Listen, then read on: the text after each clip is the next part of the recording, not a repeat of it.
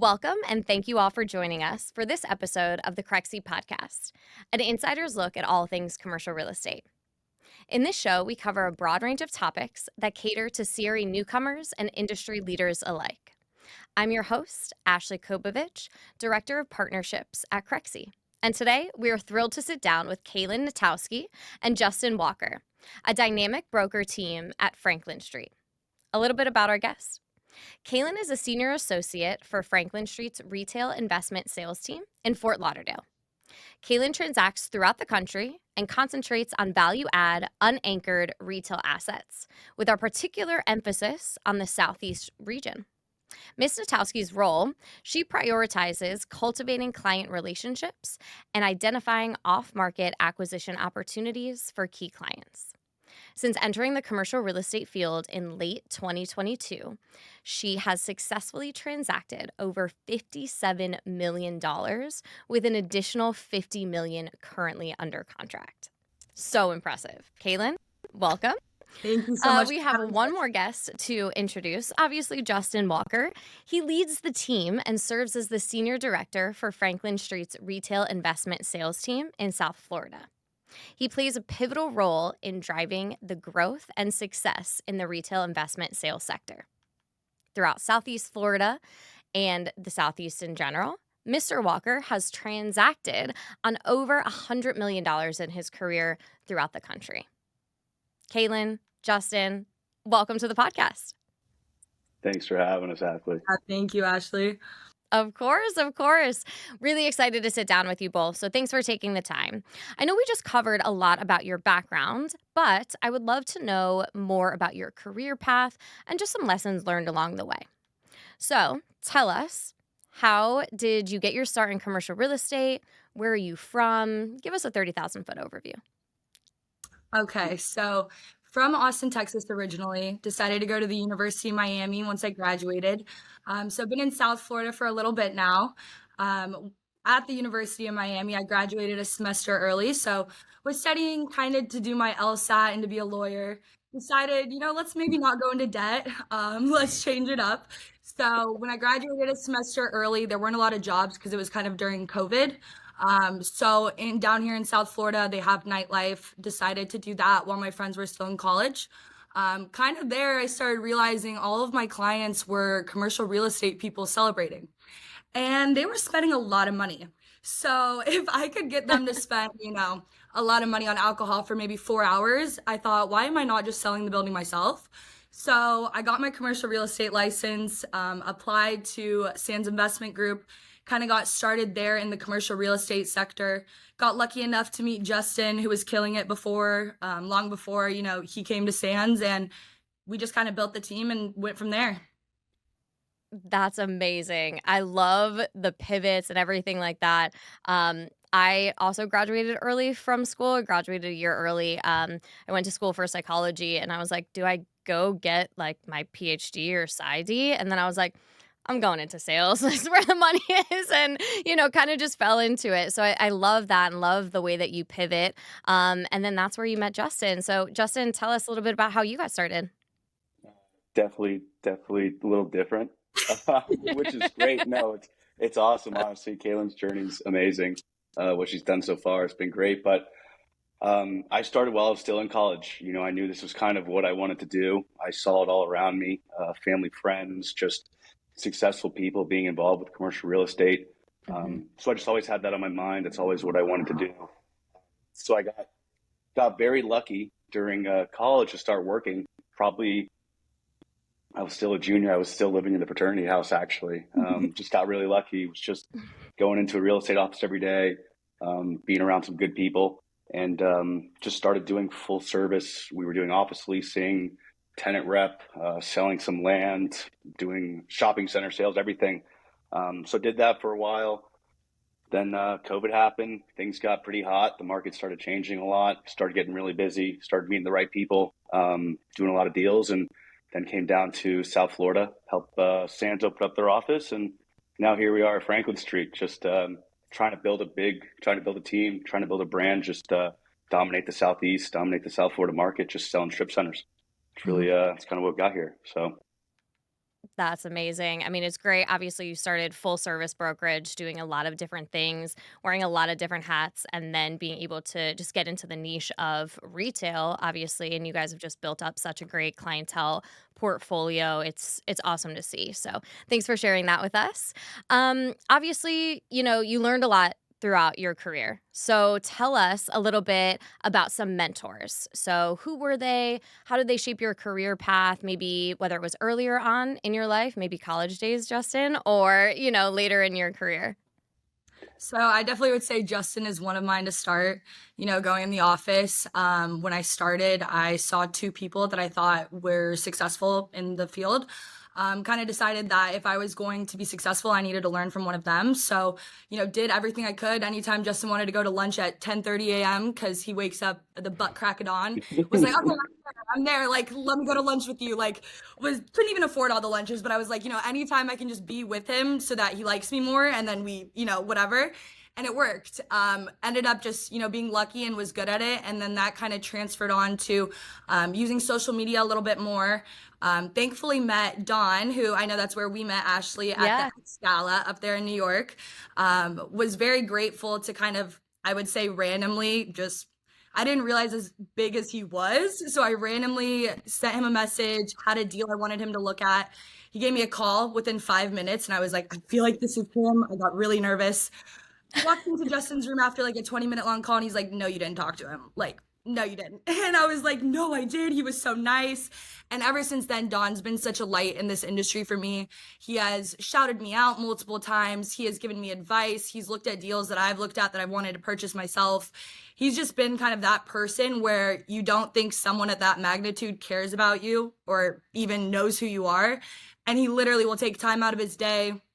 When I was sick at ICSC, was telling Justin, like, anything she needs, please, like, tell her I'm here. So he's definitely been a big mentor for me. And then as well as a lot of the women that we met up there, Game Properties, Katrina and Karina, Jessica, just all of them have really been, great influences. So Oh my goodness, that's amazing. I have chills right now. I mean, I think that there's so many lessons for our listeners to just peel back the layers of that here, right?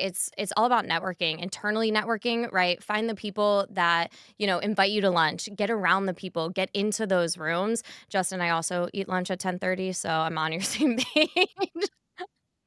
Yeah. I'm based in yeah, yeah. I'm based in LA. I've always worked East Coast hours, so same thing, up early. But just being there, and I appreciate you, Kaylan, for going after those opportunities and not being scared.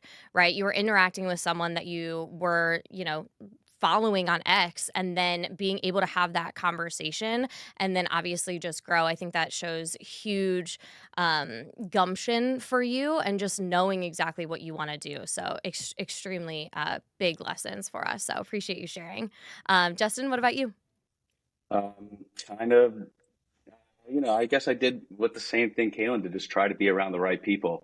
I got really lucky during COVID. I got hired by a guy named Josh Smith, who was the most patient guy I've ever met in my life. Just really worked with me, just let me fail a lot, which was great, which was the best thing that I could have done. So I failed for 3 years with him, which was awesome. And then the market starts picking up.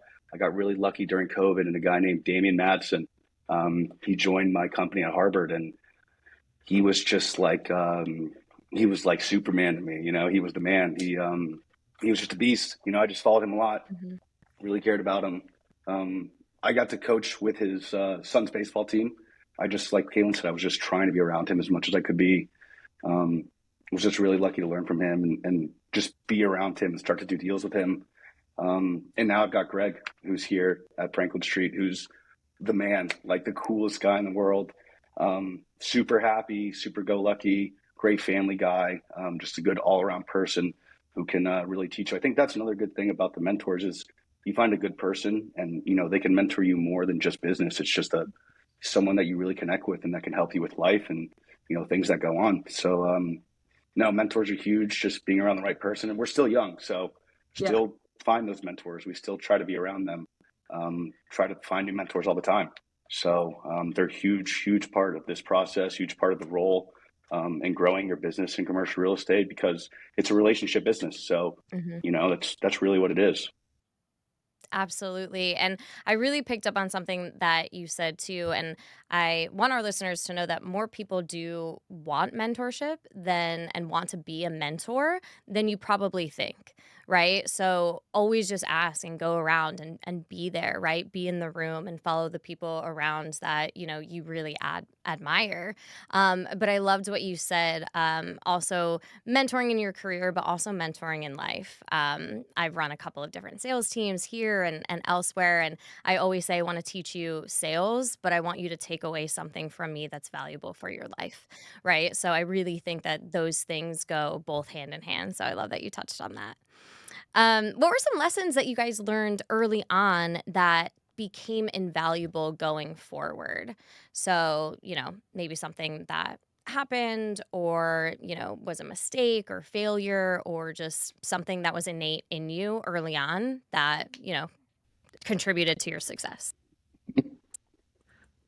I'll go first. I've got a good one. Kayla knows about it. And it's not, no, so I think the biggest mistake, and it wasn't really a mistake that I made, but real estate is a game of risk. It's a game of chance, especially being a broker. You're not getting paid till you get that money in the bank, until the deal closes. So you've got to stay on top of the deal the entire process. So I had a deal early in my career. I was probably my third or fourth year in, and great deals, a little medical office condo in Orlando. Sold the deal. I remember going to the title company, shaking hands with the buyer, shaking hands with the seller. We had dinner. Everything was great. And then the next morning, my seller called me and she's like, "Justin, where's my money?" And I was like, "What do you mean?" And she was like, "Yeah, I was supposed to get the wire today. I never got it." I called the title company. They're like, "Yeah, the wire never came through. We don't know." I called the buyer. "I'm sorry, Justin, the lender, something happened." And, which is like, it was tough. We closed the deal, shook hands. We had the dinner. Everyone congratulated each other, and then the deal didn't close. But it was kind of a lesson that, look, you got to keep working. We found a buyer the next day. Fortunate enough, I started making all of my calls. Everyone that was still behind them on the deal, found a buyer the next day. Thankfully, got it under contract, sold it in 60 days. But just kind of like it was a lesson that you've always got to be. Nothing's promised in this industry. You've always got to keep working. You've always got to keep building that pipeline. You've got to keep looking for more deals. That's probably was my biggest lesson. That you can't cash your checks before you get them. You've got to be on it all the time. So that was a fun one for me. Yeah, it was like I was 24. It wasn't crazy young, but like, any check there I was selling a building for, I think it was $900,000. That was some nice, and I was a little. It's all good. Things worked out, but it was a good lesson to have then. I'm fortunate it happened, I guess, and kind of can move on from it. Yes, that's a huge lesson. Oh, what a range of emotions. But I mean, I think that's, always be closing, right? Always be working, never get complacent. So that's a really great lesson to have learned as a young person, especially. Thanks for sharing that. Alrighty. So, lesson I learned from Justin early on was to not be desperate. And that was something very hard to swallow, especially as, a 23, 24-year-old working another job, not having a draw or anything. And just really like, if I needed to make money, I was the one that was going to make myself money. So, not letting that get in the way of being a good broker, and realizing that you advising someone, and maybe it's not the right time right now, but that's going to be 10 times more valuable to them a year and a half down the line. And just realizing that, yeah, it's hard right now, but think bigger picture. And that's way easier said than done, because I still sometimes have to remind myself, don't be desperate. But it is one of the biggest lessons that I could have learned early on in my career. That is such an important lesson for any salesperson listening. I mean, your clients will sense the desperation. They're going to sense that it's fake. They're going to sense that you don't have maybe their best interest at heart. And I loved where you said, maybe it's not now, but if you be a good person, if you have a good broker mentality, then when they are ready, they're going to come back to you because they felt safe and they felt taken care of versus someone that just wants to close a deal. So that I think is absolutely huge. Thanks for sharing. And Justin, thanks for sharing that with Kaylan so she can share it with us. a Yeah, great she's getting better reminder at for it. everyone. She's good at it now, so it's great. Yes. What are some fundamental tenets of your work ethic that you both maintain today? So whether that's daily habits or practices that maybe become essential to your career. So we want to hear maybe commercial real estate or work related, and then maybe some other things that you do, maybe meditation or, working out. Let us hear them. Yeah. So a funny one that like whenever there's a closing, I like to take a shot. Has nothing to do with it, but I just think it's like celebrate, take a shot, you did it. However big, however small. Another thing would be cleaning every Sunday, which sounds, whatever, but if I have my Sunday reset and my whole place is nice, the dog is taken care of, everything is good, then my work week is so much easier because I'm not stressed out about all the other, little things that I need to do or my laundry not being done or whatever. And then lastly, not paid for saying this, but checking Crexi every morning has been literally one of my routine. It's every single morning I'm checking new listings in my submarket, exactly what I'm looking for, asset class type, everything like that. And it's just, knowing what's coming on the market and being able to talk about deals and show those to clients and just always knowing what's happening. Those three things are maintain my work ethic. I promise we didn't pay her to say that, but there's so many people that say the exact same thing. I absolutely love hearing it. So thanks for sharing. I love that you said that you also celebrate even the small wins too, right? Really, really important. The big wins are just as important as the small. So that's great. And then tidying up the space, right? Getting all your mental things clear and you don't have to stress. Be where your feet are. So, you can be present at work and not thinking about other things. Wonderful, wonderful tips. Justin, what about you? No, a good tip for me. I wake up right. My eyes are open. I'm up. I'm up at 4:35 every morning. I go to Not bed pretty snoozing the early though alarm 10 too. times. Yeah, no, no. So I like to get up and what I do and a lot of the guys on my team can attest this. I'll just wake up and I just start firing out emails, daily breakdown. What needs to be done today? Top of mind. I always keep a list going. I go through that list and I make my next daily list. So I just really try to just keep everything moving. That's kind of like my work ethic. And I grew up playing sports. Baseball is my background. So I'm a huge believer in that. If you're not doing it, somebody else is. There's always going to be somebody out there that's doing it. I tell you, my mentor Damien was the best lesson for that. He was kind of guys like when I had problems when I was your age, Justin, I would just work. So knowing that there's people out there like him that are just working all the time, you've got to compete with them. So there's always somebody out there doing what you're not. So you've got to do the most. You've got to keep doing it all. Yes. I was going to ask where that motivation comes from, right? You hear the people that snooze the alarm 10 times and then, people, they're up, they're at it, they're firing away as soon as it comes in. And that motivation, can come from someone else isn't doing it. If you're not doing it, someone else will. So I love that, kind of fire always under you. Yeah, That's great. it's called the panic. You've got to have the panic. Like it's it's like I don't want to say like it's you've got to be doing something. You've got to always be going because if you're not, somebody else is. The world's passing you by. So you've got to have that controlled panic about you. Yeah, we're always like, we're not in a panic, then we're doing something wrong because we obviously aren't doing enough deals because you gotta never know what's my going hair, on so much. At the end of the workday, my hair is all over the place. I'm sweating. I'm just moving. I'm just trying to make everything happen. Just because again, if you're not, there's somebody out there I know that is. So this is Justin by the end of the day. By the end of the day, this is what he looks like. Yeah, no, it is sometimes. It is sometimes.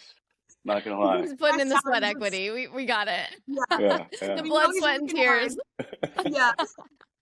So I'm working hard out there for my clients, That's what we're trying to do. We're trying to make it happen. Seriously. Give it my everything.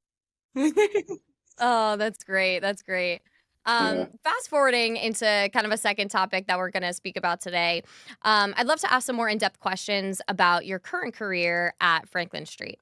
So you both are younger brokers who have already established an excellent track record of success. What do you attribute that early success to? So I know we've gotten in some tools, some skills, but organizational skills, any tools that you work on the job, give it to us.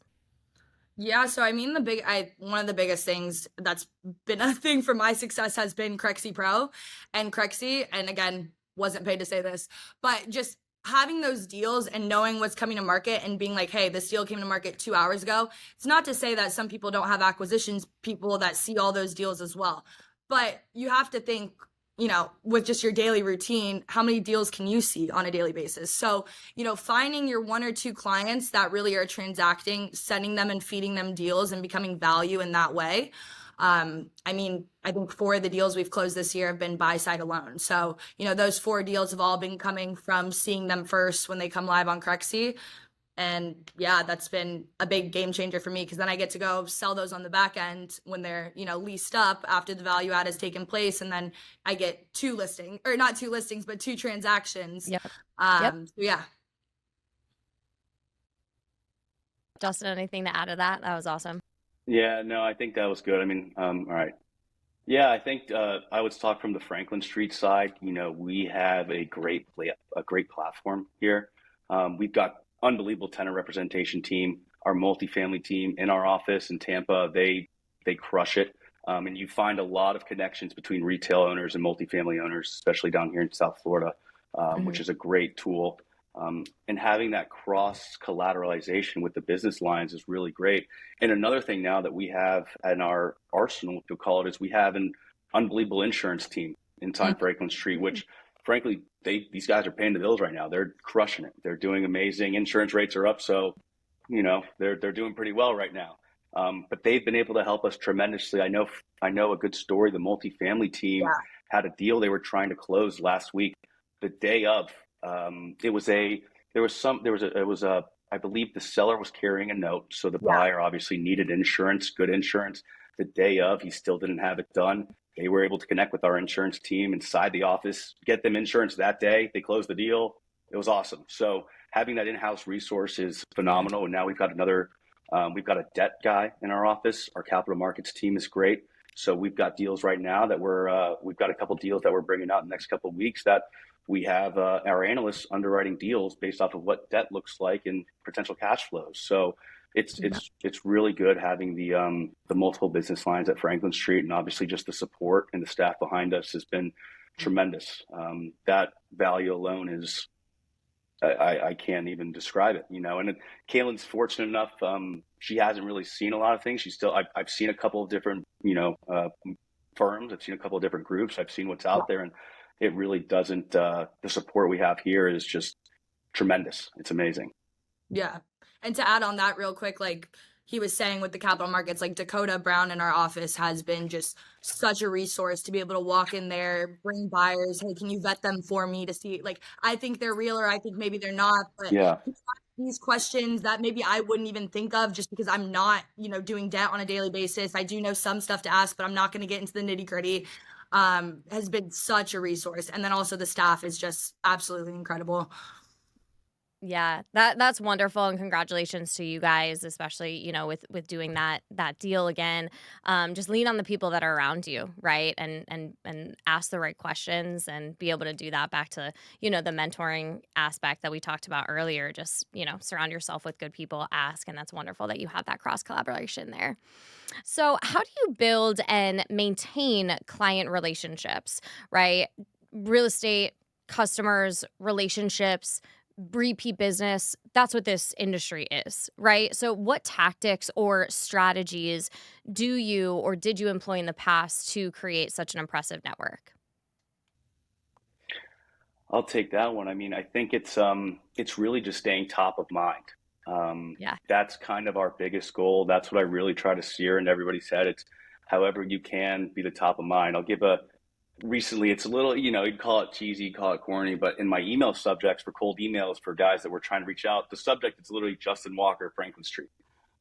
if they open the email, great, but I just want them to see my name. I want them to see our company. That way, after the Yeah. sixth email, and then they finally get they finally answer my call, Justin Walker. Oh, hey, how are you? So that's kind of our goal. That's what we really try to implement a lot.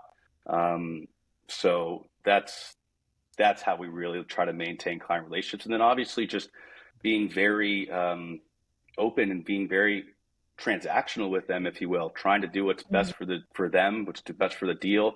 You've got to sometimes talk your clients off the ledge. Emotions Yeah. come to play in this.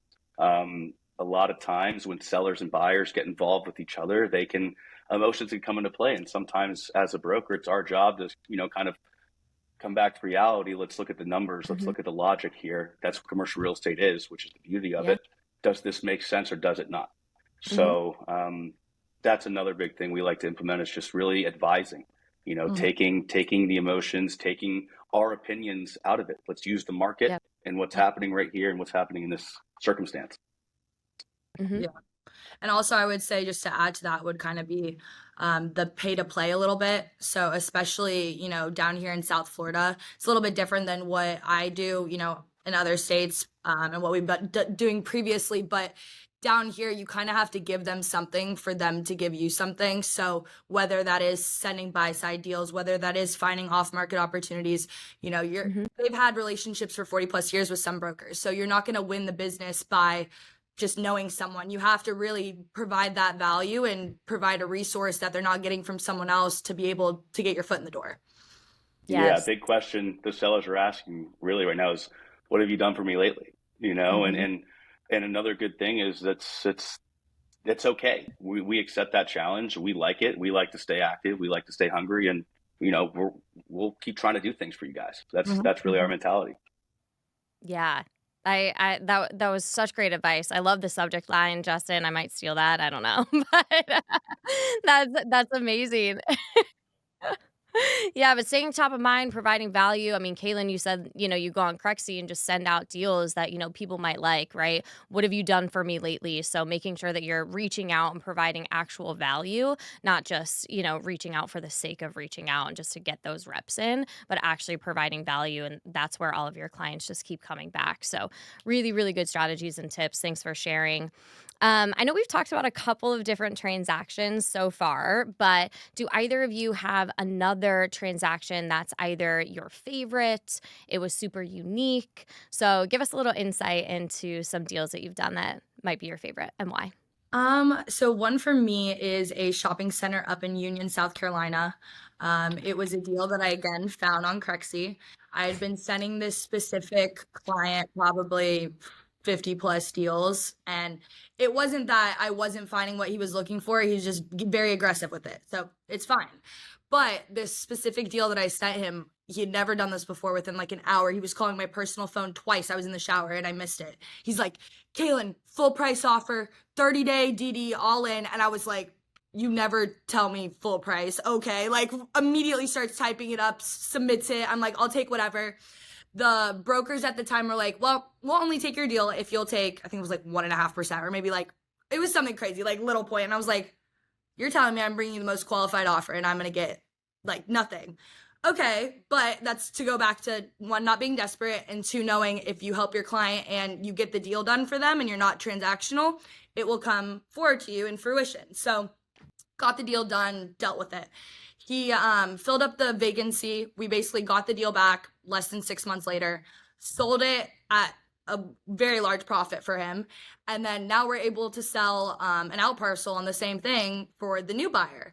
And, we're sitting here and it's like, if I hadn't gotten that one thing and finally like gotten the deal, now the 12 other listings that I've closed for him would have never happened because he would have never given them to me.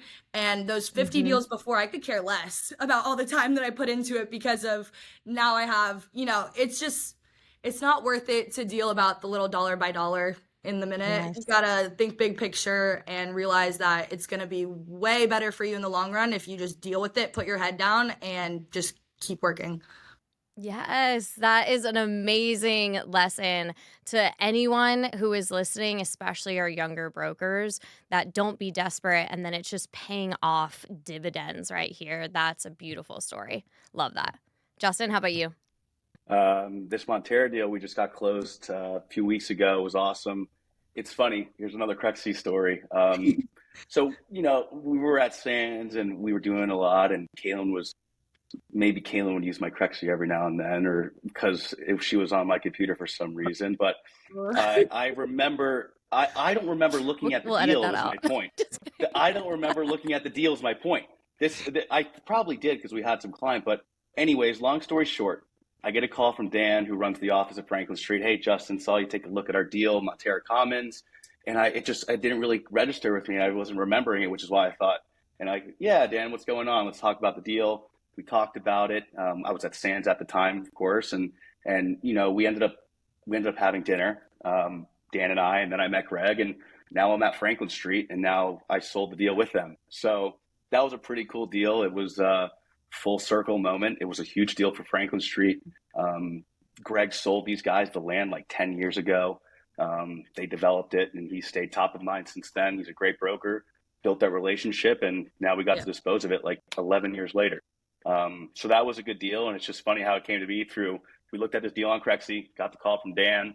Dan and I met, and now I work with them at Franklin Street, and we got to sell the deal. So that was a cool one. It came all full circle. Yeah, that's funny. Also an amazing situation, and really good Crexi's job on the everyone's reason I'm at part. Franklin Street. Yeah, it's crazy. Exactly. So. And a really, great portion. Again, real estate, all about who you know, whether it's through deals, your career, etc. So networking, mentoring, huge. And then, calling your leads on Crexi. That Craig really crushed it. Yeah, Dan did. Dan crushed it with that. He crushed it with that. So exactly. Yeah. Oh, amazing. What's your vision for the growth and success of Franklin Street's retail investment sales team in the near future? I'll let the man down here take this one. Yeah, no, we're really trying to build something special down here. We understand where this market's going. Retail is as strong as ever. The demand is as hot as ever. And we know the market's not the best it's going to be for, for what it is. So we're really trying to sink our feet in right now. We're really trying to rebuild the brand, rebuild the team down here to really just dominate South Florida. And with that comes deals that, Kaylan and I have continually done throughout the Southeast, and just giving our clients down here good options to start investing in the Southeast, investing in other shopping centers in other states. So really envision, Kaylan and I are going to build this team down here. We'll probably have a team of 8 to 10 brokers at some point. We've got a great staff behind us that can support it. We've got a great coach and a great mentor in Greg Matus. So we're really trying to build something special down here. And I think we've got all the tools. We've got all the resources we can.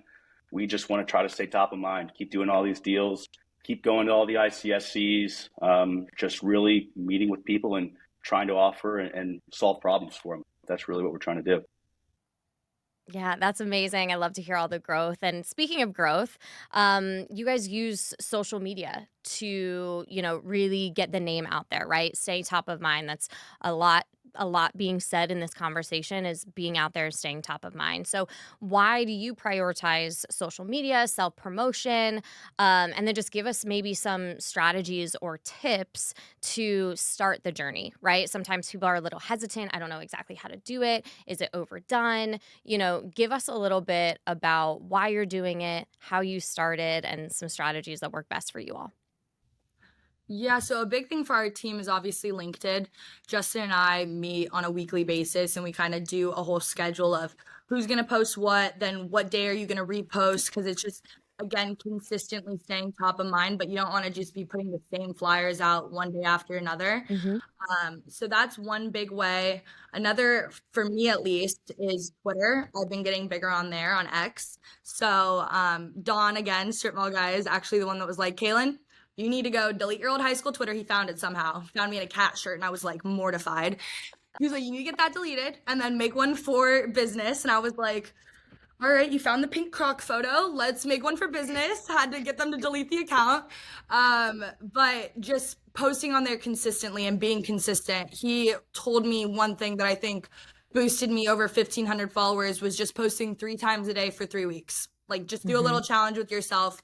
Whether that's while you're cold calling and someone just says something funny to you or literally tells you to F off. Like, it doesn't matter. Just posting what they said. You hear something and a term or a numerical figure for a tenant that you didn't know, maybe that price per square foot of sales, you put that out there. And within those 3 weeks, like I said, I'm at now almost 2,200 followers. I've had on almost 3 occasions where, big companies, their acquisition guys are like, yeah, my CEO told me to reach out to you. And I'm sitting here like, why the hell is that company reaching out to me? But I know because I'm doing the right things, but it's just to think of yourself as this little fish in this big pond of all these commercial real estate guys, you think, why are they talking to me? But it's really because of that consistently staying in front of them, being top of mind. They know we're transacting. Why would they not want to talk to us? Why would they not want to do business with us? So yeah, we're younger. Some people say stuff about that, but we're hungrier, transacting more than the older folks. We're really just getting things done. So I like it. I think staying consistent, being on a schedule. I really also love how you guys both talk about what you are going to post, right? Also just still creating that value, not just posting to post something, and then just being consistent. So Kaylan, a follow-up question to that, right? When you started, maybe from Dawn's advice or just in general, how did you kind of get over a little bit of that imposter syndrome, right? You were saying that you might have felt like a small fish in a big pond or something. So how did you kind of get over that? I still don't think I have. I would like to, I'm going to be as humble as I am. I still think I'm the littlest fish in this big pond. It's great. I would love everyone to know me, but, I'm just really looking to learn, especially from all them. So as I would read stuff, just making little comments on accounts that were active, having them engage with me, especially since Dawn, is, I would call a friend at this point more so, commenting on his post and him reaching back out and then people seeing the dialogue back and forth. Yep. I would say that's one of the biggest things is just kind of getting other people involved. And, even when you're making posts, that's why I always tag Crexi and other people, because then they might want to reshare. Maybe they don't this time, but the next post they do. And then that person, sees the post. You just never know who's going to see stuff. Yep.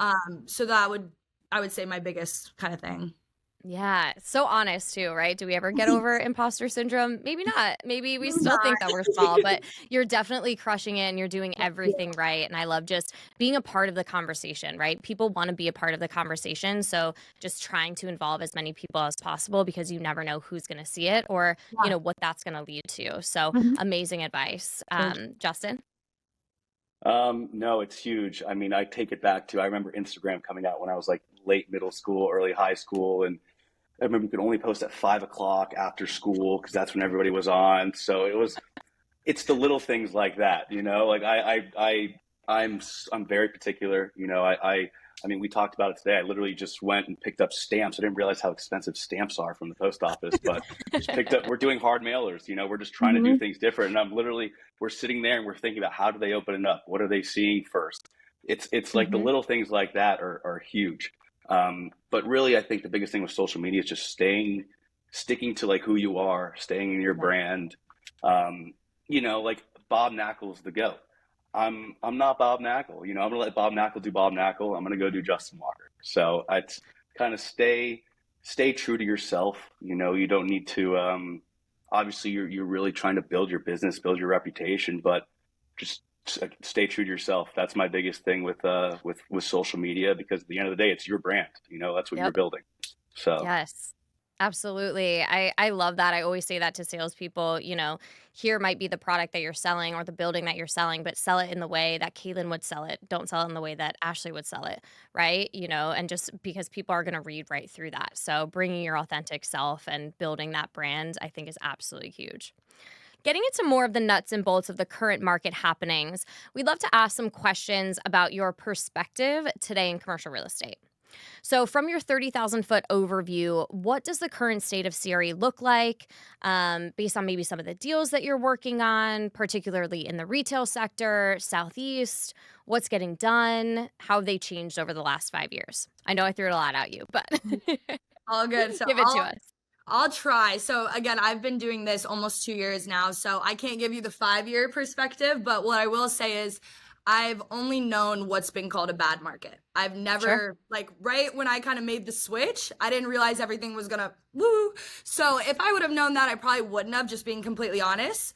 But now that I'm in it, yeah, it's hard when you don't realize that you're actually gonna make a paycheck for a while. But now that I'm, in it, it's harder to get deals done, but it's possible. I'm happy that I'm learning during this time, because I know when it gets better, inevitably, probably after the election or whatever, I'm gonna know a lot more than a lot of other people that just coasted and were, easily getting deals done.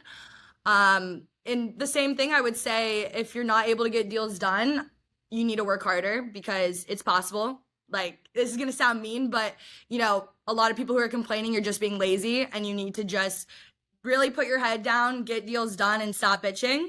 And then just from kind of this year to last year, something that we heard recurringly at ICSC Vegas was, deals that some people were looking at last year, they're looking at them again, and they're a lot more interesting because there's not a lot of good stuff on the market. So those things that used to be passes now are, getting a little bit closer. Say sellers and buyers are getting a little closer to being the expectations kind of the same. But again, South Florida is way different than everywhere else. So South Florida, we're still getting low caps, but yeah, that's kind of what I've been seeing. Yeah, I love that. I mean, especially you're just coming in a down market. I've heard so many people when they give recommendations of people, should they go into CRE right now, in a down market is the best way to learn, because when you're on the up market, you already have the skills and you've worked harder in a down market than you ever probably will, right? So all of the keys to success when the market does go, back to being great. So I love to hear that. Just pick yourself up, do the work, and figure it out. Yeah, no, and you said it exactly, Ash. I mean, now's the time to do it. And Kaylan said it, we're working harder now than we were before. Deals aren't happening like they used to. But again, if we're not doing it, somebody else out there is. Somebody's got to do this stuff.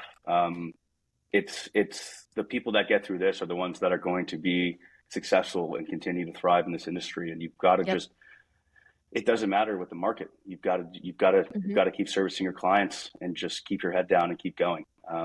There's ebbs and flows to life, just like there is in the market. You've got to just keep going. Yep. Only way out is through. Exactly. Talk to us about some macroeconomic factors that are influencing your particular sector. So are there any shifting considerations as we're potentially turning a corner in the battle against inflation? Are they working to our advantage? Rent growth is on fire right now. So give us a little bit of an overview there. Yeah, I think it's there's a lot of different factors, and it's really hard to kind of pinpoint which ones are actually affecting where and how. I would tell you that South Florida people say South Florida is a bubble, but I don't think it is, because that infers it's going to pop. I think we're just insulated. We're still getting deals done. We're still seeing deals trade down here that are impressive, if you will. But I think rent growth is great. I think the biggest factor that's going to play a huge toll in strip centers is that there's really only a handful of new construction deals going on right now. So the absorption is huge. There's not a lot of product coming out, especially in primary markets, because you just aren't seeing a lot of infill redevelopment inline strip center spaces. So that is a huge factor in our industry, in that the demand continues to rise. However, the supply is not being met. Every day I feel like I open up the news, there's a new retailer that's expanding and opening 100 new stores, but there's not 100 new locations opening and retail locations opening up. So there's a lot of demand out there. It's great for us. It's great for the retail market. And I'm curious, I'm excited to see how it kind of plays out once rates start coming down and deals start happening a lot easier, if you will. So no, I think that's the huge factor that plays in the future for us. And to that point, with, there's not a lot of new development and new construction, is vacancy rates are at an all-time low. So, tenants and in strip centers, there's very little vacancy. And when there is tenants that are wanting to renew, they can actually pay a lot more than what previously was thought. And when you really think about it, I would rather, increase my rate and pay, say, $15 price per square foot than have to move to another center, pay, $100 in TI, like all the TI costs, all the moving, all of that to get to that new center, to maybe pay $10 price per square foot, but you're not actually, paying less because of all those extra things. So vacancy factors has been a huge thing, especially with value add, which we focus on. A lot of that value add is leasing that up and the price per square foot that you're able to buy it on. So yeah, vacancy just being at an all-time, low, I guess, in those centers, I think would be a big factor too, to kind of what's been influencing our sector a lot. Yeah. That's great insight. Really, really appreciate the overview. What are your primary considerations when advising clients through the current economic times, like you explained? So what are maybe some long-term upsides and what are the current obstacles? So, I would say kind of one of the obstacles with especially the value add space is having people understand that you really should be buying on a price per square foot basis and not on a cap rate. So there's a great deal that we were looking at, and it's 1.2 million, the in-place cap rates of 5.5, but you're, less than half occupied, and the upside and the trajectory of that, you can basically get it to a 26 cap pro forma. So, having to basically tell people, like, I get that maybe even financing and your rates, you might be below technically, and not be making money, but you're really not seeing the actual value in what you're getting. So for me, it would be kind of the price per square foot and the future value of what it actually can be worth. Yeah. I think your long-term upside, especially just in retail and in real estate in general, is just the appreciation, and just the underlying dirt and just what you're buying as an actual real estate asset. So you can always count on that. Again, you get down to South Florida, it's a broken record, but at the end of the day, you're buying great real estate. So, I would say that's one of the underlying factors. I think an obstacle for us right now, is definitely just the seller mentality of pricing that they were getting 2-3 years ago. And, and the best way to say it is, are those young and hungry brokers, and I've been a victim of it, I'm sure everyone's been a victim of it, that are really just taking these deals to take the deals and try to see if something will happen. I can't tell you enough when we get, I'm not going to say, when we get those owners, those private individual owners who say, well, I just saw this building that's down the road that's listed at this cap rate. Well, the reality is that's not a market value. That's not a realistic, that for all we know, they're just taking that out to go fishing. So that's been really an obstacle for us, is that the buyer mentality, I feel like, is starting to get in line, the seller mentality, I should say, with where they need to be. But there's still those outlying sellers that are just trying to get pricing from 2 years ago. And they're the brokers that are taking them out and trying to achieve that. So when you go and pull comps, you see those properties that are just 2 years ago cap rates that are, why is that there? And you've got your sellers that, of course, think they have the best property, and they do, that should be better than theirs. So that's one of our big obstacles right now. And I've seen it a lot. I think it's gotten a little bit better recently, but just seller expectations. Yeah. Yeah. So, do you foresee that, turning around? So what do you anticipate in the retail investment landscape? How will it evolve specifically in the Southeast region? And then how are you guys maybe preparing for some of those changes? I think it's only going to continue to get hotter. I really think that, frankly, the demand's so high, and I think it's going to continue like this until the rates come back up, or come back down, I should say, and just more deals start happening. There's just so much demand out there that, it's kind of, that's what I see happening. It's crazy out there with retail. Like Kaylan said, vacancy rates are at an all-time low. There's no new construction. Rental rates are growing at an all-time high. So they're all a perfect storm for why you should be buying strip centers. It's huge. And I think just what we're doing to prepare for it is just doing the groundwork. We're building the team right now. We're making the outbound calls. We're trying to get top of mind. We're trying to get in front of people. We're trying to get in front of buyers and sellers. But I think the demand is only going to keep increasing. Deals are still being done in the retail sector. Depending on what happens here, we could see rates starting to decrease come next year. who kind of knows from there. I wish my crystal ball was a little more clear, but it'll be, who knows, but the demand, I don't see the demand slowing. Yeah. I just don't see the demand slowing, which is crazy. The supply is not helping, not increasing. There's not more deals coming out. There's less deals coming out. There's a lot of cash on the sidelines. So, something's got to give eventually. Absolutely. I mean, 100%. And you heard it here first, guys. Definitely keep doing that. We're going to get there. So appreciate that advice. And, I did ask you a difficult question with a crystal ball, but I think you answered it perfectly. Do you have any general advice for any investors or fellow brokers in the space right now? I know you've given us a lot, but any additional things that you want to touch on? Yeah, for brokers, it's just keep your head down. This doesn't last forever. This is the hardest it could be for a while. If you can get through this, you can get through anything. And for investors, now has never been a better time to buy. I don't think you're going to see some of the cap rates, some of the pricing that you're seeing on correctly priced deals right now once the market starts to turn. Kaylan and I have been bringing out double-digit cap rate deals every now and then. I just, if we see the market that we saw a few years ago, which I don't think we'll get close to that, but there's no way you're going to see those deals coming out. So now is, blood's in the water. Now's the time to strike. I'd be buying as much real estate as I could if I had as much money in the world, Yeah. Yes. Well, all of our listeners, reach out to one of them for sure. Kaylan, anything to add to there? No, I mean, really just with brokers, like they said, or like he said, put your head down. It sucks right now. I still have my days where I'm like, I go to the car and I'm like, have my little cry moment, and then I get out and I'm like, all right, we're good. Like, it's just a deal. I'm like learning to let your emotions not get the best of you, because like, I get it. I just had like a deal that we took off the market and I was like, that kind of stinks, but I know it'll come back. But just even the emotions about it, like, it's just being okay with things not going the way you want, and not having the expectation of how it's going to turn out, and being okay with like that not happening. Just, you can want it, but just don't be upset when it doesn't happen, because it was never promised. Expect nothing, keep your head down, and do everything you can.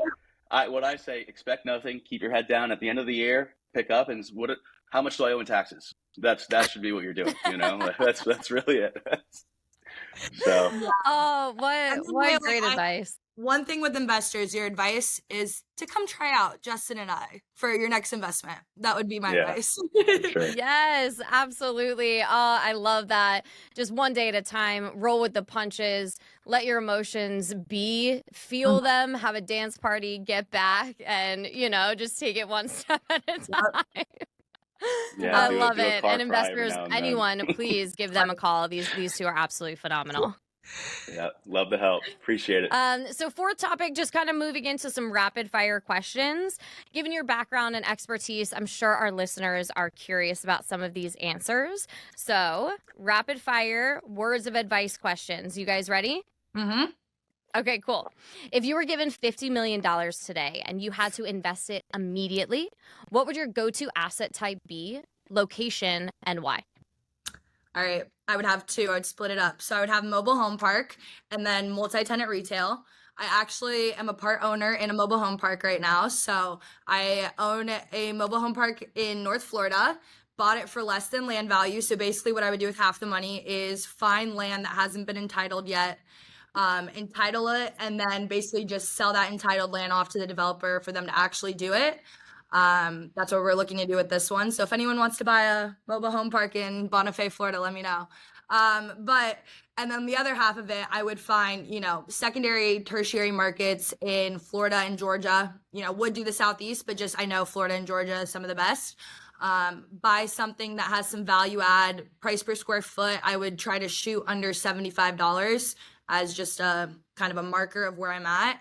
And then just as long as the cap rate, it doesn't really matter on the cap rate on the acquisition, as long as I have a good price per square foot. So really just once I lease it up or do whatever I need to do, facade work, sell it, and then 1031 that, and then 10x that. Mic drop. Boom. Yeah. That's funny. 50 mil, I would take as much as I could and reinvest it back into our business. That'd be the first thing I'd do. Just build that back up, get some billboards and commercials. I don't know, but as much as we could do. No, in all honesty, I'd probably take half of it and I'd buy a coupon clipper, and I'd take that cash flow and just use that cash flow to buy smaller projects for flips. I'd take the other half and I'd buy perfect world. I'd buy a 10-bay strip center with 6 occupied units below market rent, and I would just rinse and repeat and just keep finding those, keep finding those, lease them up in 6 months, out in the year. Perfect world. That's what I would find. But retail all world. Day, inline strip center all day. Let's get you guys 50 mil. Second question, what's the craziest way you found a new client, either on social media or otherwise? Definitely for me, through X, I had, a huge property owner, owned over 1.5 million square feet of retail. Literally, like I said, had his head acquisition guy reach out to me, and I was just so awestruck in that they even, knew who I was and wanted to speak with me.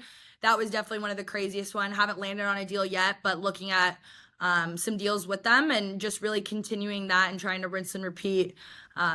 X has been a great thing, as well as LinkedIn for us, truthfully. Wonderful. Yeah, Justin? I don't remember what it was. I was just at a networking dinner, and I met a residential broker who was with Compass. She had a medical office building in Hollywood that was referred to her through another Compass broker out of New York. That Compass broker out of New York had that deal referred to them through some referral company. So I was like fifth man in line. I was like, I'll help, let's do the deal. Got the deal sold. We ended up closing, got it done. They had it for like 6 months before. So that was an interesting one. It was like, okay, I don't know. But yeah, just a dinner party, made some connections, told them how I can add my value. And it worked out, and we made the connection. So there you go. Social media, networking, also getting the deal done. We talked about that earlier today. So I love the same themes. Third question, and I promise this is not a trick question. What is your favorite tool or software you use on the job? Crexi. Done. Mic drop. Yeah. I mean, no, it seriously is. It's like, it's everything. Like, I remember we had a demo with Crexi for all of the new accelerators, all the new people starting in Franklin Street, probably a month ago now. Yeah. And I remember Greg's mouth was he was just starstruck. I mean, it's insane. You don't need half of your other resources that you pay for because they're all in Crexi. Finding the contact numbers is unbelievable. It's incredible. It's the most user friendly. It's really all you need, to be honest. Like the skip tracing too. I mean, that's just a ridiculous. Yeah, it's great. It's great. Capital Crexi in your phone. The phone too. Once we were on there, I started doing the virtual reality, and it was doing the augmented buildings and clicking them, and I was just driving around where I live, and I was like, who owns this? Who owns this? It's just such real-time data, and sometimes it's more accurate than the coast, everywhere else. It's the most accurate phone number. So you don't even need to go check the county appraisers because you pull the data from the county. It's it's awesome. I remember when I started, there was an 8-step process, and now it's just go on Crexi. So well, I love it. For those of you just listening and not watching, huge smile on my face. I mean, theirs as well. It's absolutely awesome. So I love to hear how much you guys use that. Fourth question: what is the most common misconception about your job or your industry? That's easy, and that you make so much money and you do nothing. I don't know how many times I've been told, and especially on X, trolls just like to say whatever, and they're like, no way in hell I'd ever pay anyone 10, they're making up numbers, but they're like, you vultures taking this and not doing any work. And it's what? What do you think our job is? What do you think we do? Play patty cake and then the deal just closes and we make $50K? It was just wild that so many people think this job is so easy. And also that it's everyone blames the broker. It's always your fault. Whether the bank doesn't work, the deal ends up blowing up, the buyer or seller, something it's always your fault. So you're always in the wrong as the broker. And you just got to roll with the punches. Yep. Take it. Keep the smile on your face. I think Kaylan said it spot on. I mean, the misconception that it's it's easy. Like there are some brokers that are successful and you can only, they're not in the office a lot because they're on the field. They're out there touring. Mhm. They're out there meeting clients, and that's, people think it's easy, but we're basically giving it our everything to hopefully get a return of something that we have to go make work. So for me personally, it's Friday nights. I fall asleep right when I get home. I put everything I have that entire week into work. Yep. It takes everything. It takes everything, your emotions, your physically, everything. So no, I think that's spot on. I really just want to highlight what you said real quick. I don't mean to cut you, Ashley. Like, you are literally doing all of this to maybe get a paycheck. Like, you could do something for 8 months that you think you're maybe making $500 and it could still blow up on day 59, whatever it is. Like, you're doing all of this without any promise of anything. Yeah. So 100%. And it's just so wonderful that you have that mentality of still putting the client first within all that, right? And you have to, because even if it's, 8 months, deal doesn't go through, but then just as you said, that person's going to come back to you because the way that you treated them and all of the hard work that you did. So commercial real estate, definitely not easy. And I love that you shared all of your insights with us. I'm sure our listeners feel so appreciative as well. So as we wrap up, any parting words that you'd like to share with our audience? Connect with us. We're active. We're out there. We're at every ICSC. We're doing ICSC Orlando. We're in the Southeast. We do New York City. We're going to Vegas. We answer the phones. We're active. We answer our emails. We text. However we can get involved with our clients, we'd love to.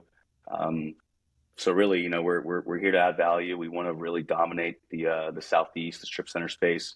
We want to ideally have clients that we're doing 5 deals a year with. We'd like to take into the 80-20 rule. We like to really work with a few clients and really service them and make them, give them all of our value that we can. So, Kaylan and I we care a little too much sometimes. We're super into this. This is all we care about. This is all we got. So we give it our everything for sure. Love it. Yeah. So where can people find it all? Oh, Kaylan, did you want to say something? You hit it all, like nothing to add. Exactly. Well, we definitely want to know where we can find you. So how can people find you? Socials, emails, cell phones, give it all to us. Yeah, so I'm sure it'll be tagged somewhere, but both of our names, Kaylan.Knitowski and then Justin.Walker@franklinstreet.com for our emails. On X, we got Deal Junkie CRE and Kaylan Knit. So I'm sure they'll go somewhere on the screen, but yeah, reach out to us on any of those platforms. Super big on LinkedIn. We like to stay active on LinkedIn. Follow us there. Kaylan kills the Twitter game. I let her run that. She does it. She does great with it. LinkedIn, emails, however we can. We're very people.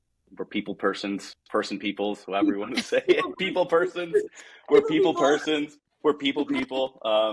We like to connect. We like to have fun. We're young. We're easygoing.